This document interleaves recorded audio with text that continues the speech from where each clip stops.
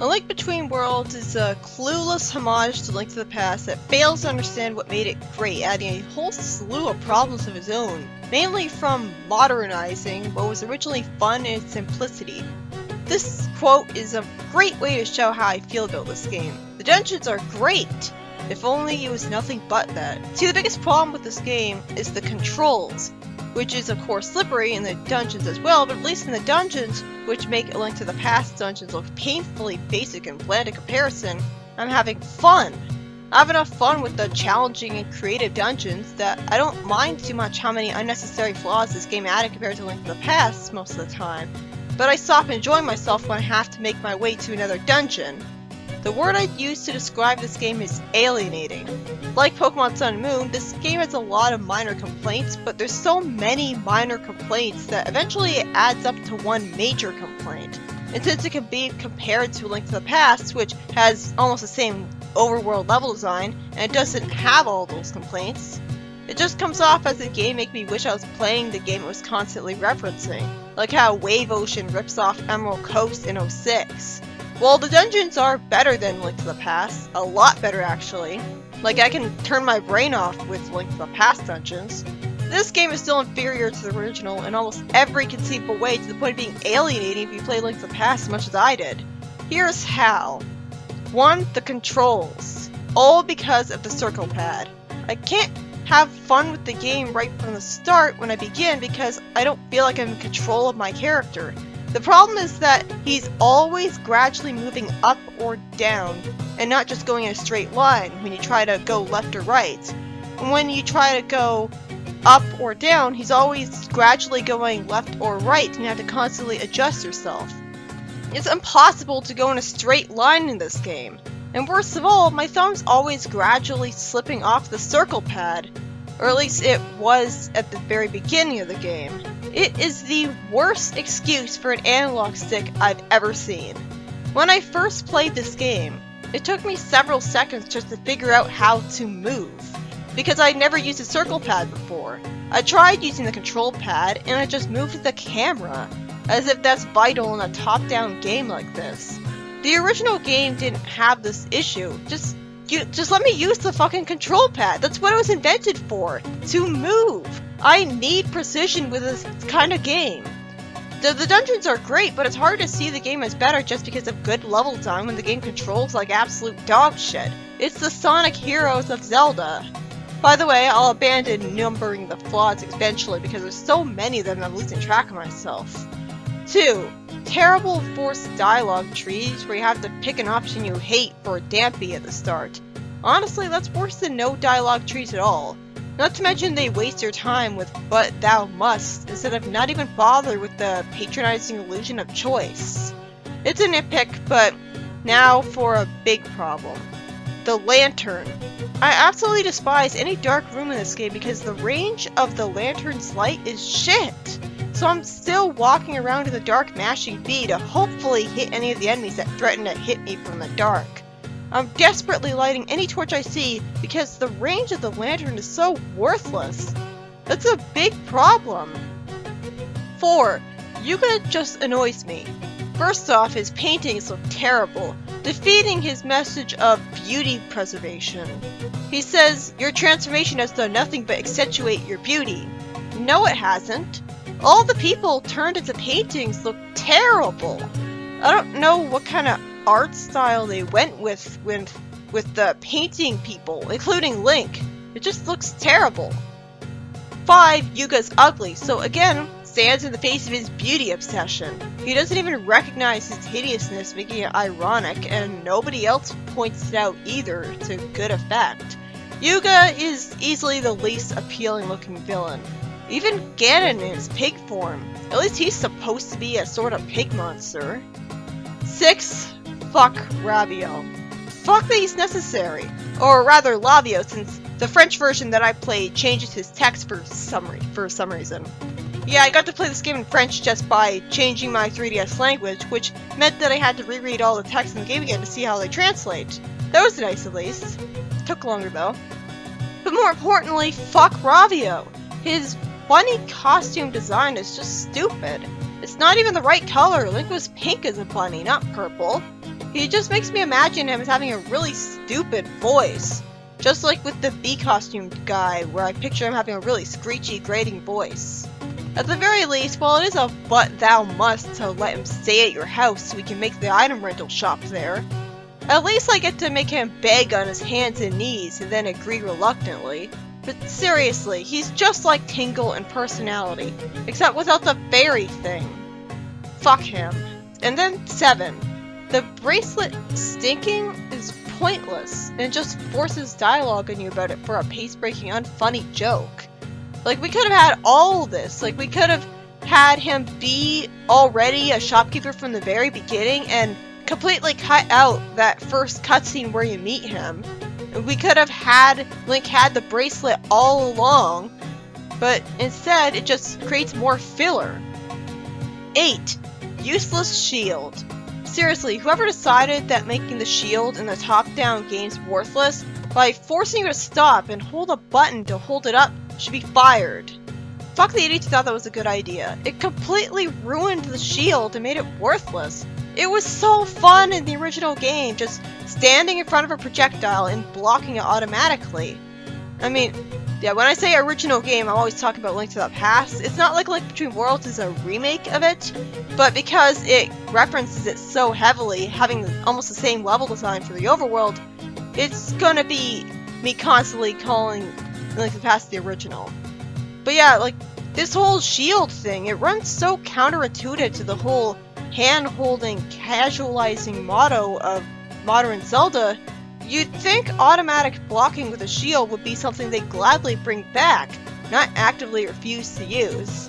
So don't buy the shield, it's a waste of goddamn money. 9. Enemy stunning fruit is meh. I don't need it, it's a waste of what little money you spend to get it. 10. The fact that you have to buy a disposable fruit to warp out of dungeons if you want to quit the game on a handheld game that you could want to stop playing at any time just reminds me of how putrid the save system is that it doesn't account for that well enough. Why not have a permanent item to do this?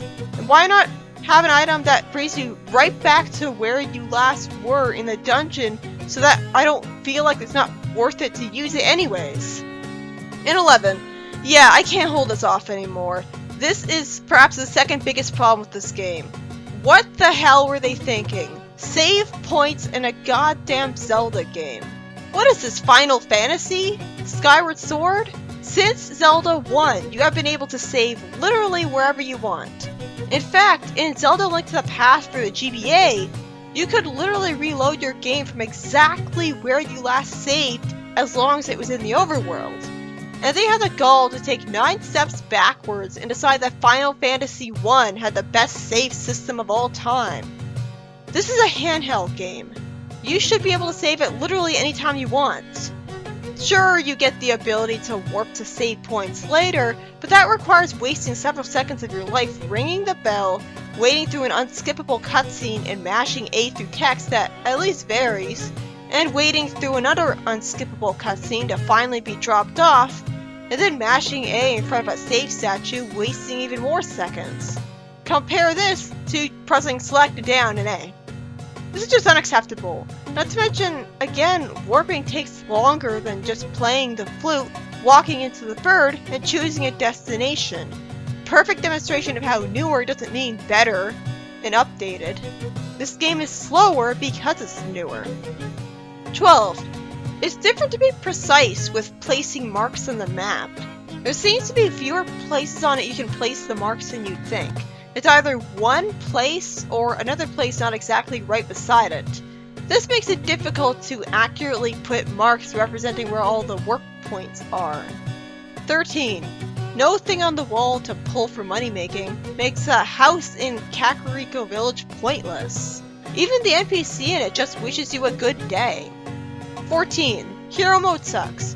The damage enemies deal to you is obnoxious from what I've heard, especially tone deaf in design considering the game robs you of all your rented items when you die, and so it makes the difficulty curve even more lopsided because the beginning is too hard. 2 hits from a mere rat in the sewers takes away multiple hearts. It's quite disgusting. 15. I hate B-Guy, he's annoying. Nobody would be like that. Though I kind of like the concept of using bees for free money, it's invalidated because you have to bring them all the way to him. And I'd rather have all my bottles full of berries and blue potion. 16. The game pointlessly stops you when you revisit the blacksmith shop screen for the first time to make you see the witch, who doesn't even talk during it. 17. The cuckoo dodging minigame ends up being the biggest fuck you ever to completionists. You have to dodge cuckoos for like 15 minutes on end just to unlock a golden cuckoo that sits in front of the shop and gives you hearts. Plus, why do you need to pay to play the minigame? The race for the heart piece through the bush maze was free, and it's not in this game. So much for charm. Instead, there's a digging minigame that you arbitrarily are blocked out of playing right away and doesn't involve digging at all. Another thing the original game didn't make you deal with. In the original, you can play all the minigames right from the start. 18. Why the hell can't Gully just give you the second item pouch right away? I approached him on the stump and wasted my time. I bet this time wasting mistake happens to everyone on the second playthrough. I get not starting out with the second slot from the start because it makes you appreciate getting it for a Link to the Past retread even more. But why have him stand on the stump and not give it to you? 19. They force you to waste even more time going towards the Eastern Palace because you have to learn that you can't progress so that you can backtrack to Ravio and get the bow. 20.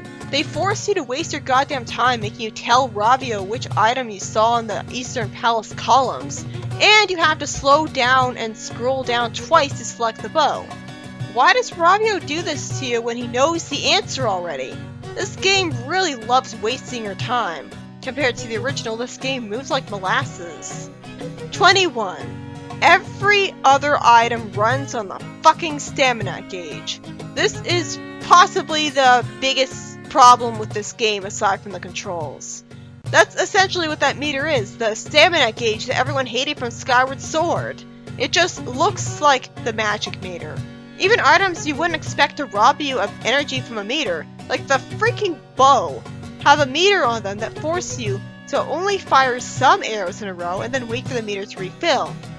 This meter even applies to your painting and wall ability. One of the things about this game I actually love. It puts an arbitrary time limit on it that makes it tedious because if it runs out at the wrong time, you might fall into a pit or have to repeat stuff you already did because you fell into a lower level of the area and now have to backtrack. There was no need for this. I could understand saying that the magic meter is better in this game because it's regenerating, except for the fact that practically every item runs on it, making it a huge hassle. 22. And they pull a K-Porge Bora on you when they ask you if you want to learn about such a self-explaining concept as the regenerating meter again, and yes is the default option. Seriously, this game is just clueless. The dungeon design's fun, the overworld's got secrets, and there's cool new items and lots of upgrades, but everything else about it just sucks. It's a Sun and Moon problem all over again. Nitpicks that are unacceptable coming from a game homaging a game without those nitpicks just keep eating away at me as I play this game, making the beginning really hard for me to push through, and making the entire experience slightly annoying. It's trying to be a homage, and all it does is add flaws the original knew better than to have. And now, after, holy shit, 22 big flaws already, we're finally in the first dungeon. And here's where the game gets actually good. I like that in Eastern Palace you have to shoot diagonally with a bow to hit crystal switches to progress for once. Like, you do a lot of diagonal stuff in this game, and that's a big deal because you never got to do any sort of diagonal stuff in A Link to the Past. They also require taking advantage of different elevations, which happens a lot in this game, because knowing which elevation a switch is at is mandatory for hitting it a lot. I like that the camera shifts north when you're heading towards a rolling ball area, using the same set piece from A Link to the Past, but improving it because of the better camera. And it's great that whenever you aim a bow, the camera shifts all the way so that you can see as far ahead of you as possible. In the northeast room with the shooting arrows and the square platform moving around a square with 4 crystals, I love that they stop shooting arrows at you once all the switches are activated. See, when I'm in the actual dungeons, I can enjoy the game for its dungeon design. It's just hard to have much fun with the way it controls my thumb constantly gradually slipping further and further away from the center of the circle pad. It's also a fun challenge avoiding the balls moving around the second floor's northwest room and avoiding the shooting arrows in the northeast room. And the boss is fun. You run around the arena and shoot at him with the arrows multiple times, so it's surprisingly fast-paced. It's trickier when you're forced to shoot diagonally though. There's not exactly a homing mechanism, obviously. He keeps running away from you on the walls as you follow him, so you can manipulate his AI to be where you want that way. It's a fun challenge that's fast-paced. It's much better than ripping off the Armos Knight's boss and making me refight it for the 10 millionth time. And believe me, it would be a lot worse in this game because you can only fire a few arrows at a time before the meter runs out. In Link of the Past, you'd be able to just stand in a corner and keep mashing the button and defeat all of them. And getting the wall running painting ability at the end, and getting to go through new level design and get new chests with it, is fun too, time limit aside. Going onto and out of moving walls and perhaps onto other moving stuff at the right times is almost like a platforming challenge sometimes. I also like that when you restart from the file select, they automatically highlight the last file you were using so you can just mash A. It's really convenient. In fact, it's so convenient that when I went back to play Super Mario World recently, I actually made a mistake where I assumed that happened and started the first file unintentionally. And while fighting the blue spear soldiers and constantly hitting their sword is annoying as fuck, at least they give you guaranteed blue rupees to make fighting them more fun, if not really worth it. Plus, they're not lightning fast like originally constantly running at you with their sword out, so they're more fair. It sucks that the first time you talk to the bee guy after the first dungeon, he wastes time just talking about how his bees were scared by an earthquake, and you have to think to leave his house and then go back in to finally get the net. Why the hell couldn't I just get the net and get fairies before the first dungeon? Or if I could, why wasn't this intuitive? This is the beginning of the game, where you have only 3 hearts, and dying in a dungeon robs you of your bow. That's unacceptable for the hardest part of the game. And I still instinctively press down on the control pad occasionally to start moving, and then remember that I'm forced to use the circle pad instead. This continued as a problem even far into Logrule. Considering you need money for items, it's good that red potion is only 50 rupees. But was it really necessary to require random monster tails for blue potion? Purple potion damages surrounding enemies, and golden potion makes you invincible, and both require monster spoils as well. So at least you have spoils and can do stuff with them, but it would have been better if this monster spoils requirement was limited to the useless purple and golden potions. And now that I've beaten the first dungeon, I've stopped having fun with the game again. It's mostly because of the pacing. I went back to Ravio twice, and he still wasn't selling any fucking items, when I need him to sell me items to progress through the game. That's great game design. Speaking of bad design, why does the witch take so long to be her warp? Why do I have to almost go to the sanctuary again? Pressing start doesn't bring up the item inventory. It brings up a worthless waste of programming pause screen that asks if you want to quit, when quitting doesn't fucking save the game, so there's no point in having it there. Why can't I just press start to bring up the items? Why was I forced to use touchscreen?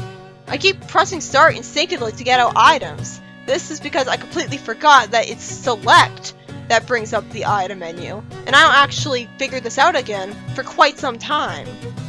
Granted, it's confusing because they switched it up. In the GBA version and Link to the Past, they switch up whether it's start to bring up the item menu and select to bring up the save and quit option. I think it's select to bring up the save and quit option in the Super Nintendo version. So it's easy to get confused. Like, yeah, that is confusing. Like, why are they using the GBA version's controls for bringing up the item menu in this game? I got a red potion because I can't find any fairy fountains, because they changed the overworld, of course. And that's gonna put me on edge not having a fairy because fuck, the enemies with spears got me down to 1 heart with their bullshit. Keep a bow out at all times. Then the game misleads you as a Zora who inexplicably says he swims like a rock tells you that you can't go to Zora's Domain because only people who can swim can go there, and Link can't swim on his own for some reason, because this is a top-down Zelda game, I guess. I know it's obvious that you can fuse with the wall to get there, but the game should never tell you it's impossible to proceed when it isn't. I'm at a point in the game where, since the next dungeon is in a lake, getting the flippers is mandatory to progress with the game, so the pacing stops and forces you to get it, rather than it being a fun, temporarily optional item you can divert yourself to get. In the original, you got the flippers early because it allowed you to get a bottle, not to mention allowed you to access a upgrade area in the middle of Lake Hylia. You didn't really need the flippers until the second dungeon in the Dark World, but you got it early because it was rewarding to do so. In this game, they absolutely force you to get it as soon as possible, which isn't as fun. I mean, at that point, I'd rather just be able to swim to begin with. You were able to do that in the 3D games. The sound effects and music in the stupid Queen Zora area are the most annoying thing in existence. They feel so kiddie and desperately trying to be comedic and funny. It's very out of place in action, adventure, fantasy series like Zelda. Zelda was never about being for 2-year-olds, so I always mute the volume in that area. Though I generally keep it muted anyways until the Dark World when the music gets good. Let me tell a story. My first playthrough, I didn't get the Pegasus boots until almost the end of the game, because it turns out I was supposed to know that you have to approach the thief from behind with the wall fusing, and that's how you get the boots. And I know I'm not the only one with that problem. Some Call Me Johnny had that same problem. I think he said, I'm at the 7th dungeon, I'm wondering where the hell are my fucking Pegasus boots? That is a really terrible thing to do, hiding the Pegasus boots in you like that. Why can't you just start out with it? And what's even worse than that is the absolutely atrocious, unforgivable way that the Pegasus boots were mangled. One word. Momentum. In a Zelda game. You keep fucking going for like 10 years after you order the game to stop. That one underground cave near Link's house in the Dark World perfectly demonstrates how worthless the boots are now. In the original game, you could stop instantly on a dime anytime. It's good to have the dash be perfectly capable of being used anytime you want to speed up, because the walking speed just isn't enough. But this game actively hates you for wanting to dash. It's backwards design and a betrayal. Oh yeah, I forgot. It's not good enough that you go to the Queen Zora to get the flippers. They have this stupid, unnecessary subplot where the thief stole some pearl that makes her keep growing without it, and that forces you to go to Village Kakariko, or Kakariko in the English version, to get the pearl back by buying it for 200 rupees from a salesman who immediately calls you over. Well, at least it's only 200 to get it instead of 500 for the flippers. And then you have to backtrack all the way back to the Queen. In the original game, you just got the flippers in one damn trip. For good reason. You know, the witch's forced dialogue when she warps you is especially egregious since she has more than just one text box to mash A through. Do we really have to have someone talking to you every time you warp? You never did in any of the other games. The game really lacks self-awareness here, because if you already bought the pearl before talking to the thief doesn't have additional dialogue to comment on the fact that, oh, someone already bought the pearl. I think what confused me is that you expect to get the pearl back from the thief directly, but you can just buy it from some random dude. And that means you might think you don't need to talk to the thief at all. Sure, he runs like he has the Pegasus boots, but this is a fantasy game, and the guy who ran really fast in the original game didn't have the Pegasus boots himself, and the running man in Ocarina of Time didn't have Pegasus boots, so I didn't take that as a sign he had the boots. I thought he just ran fast because he was a thief. At the very least, when you have the flippers, the swimming doesn't control like absolute dog shit like in Link to the Past. So for once, the game controls better. Though that's really, really faint praise. It should control well. Leaving the village and using the bell right from the entrance reminded me of another sucky thing about the warp system. Not only is the dragged out actually warping, but sometimes the warp bell can fail, and you have to arbitrarily reposition yourself and try again with it.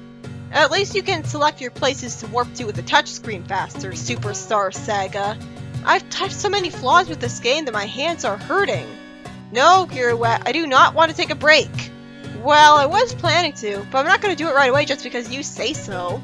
Never underestimate the power of spite.